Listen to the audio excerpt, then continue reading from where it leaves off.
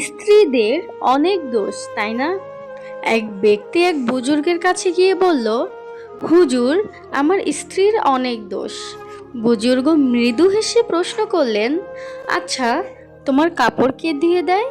লোকটি বলল, স্ত্রী। ঘর দুয়ার পরিষ্কার করে দেয় কে? লোকটি আবার বলল, স্ত্রী। অতিথি এলে আপ্যায়ন করে কে? লোকটি হেসে বলল, স্ত্রী। দিনরাত ঘরে পাহারায় থাকে কে? লোকটি আবারও বলল, আমার স্ত্রী।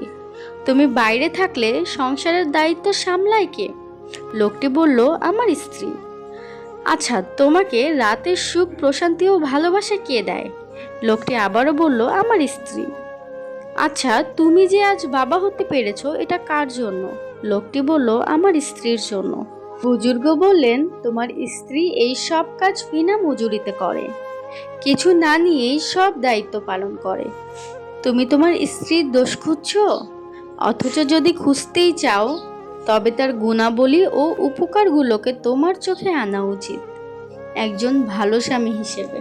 সুতরাং স্বামীদের উচিত স্ত্রীদের দোষগুলো ক্ষমা করে দিয়ে গুণগুলো প্রাধান্য দেওয়া।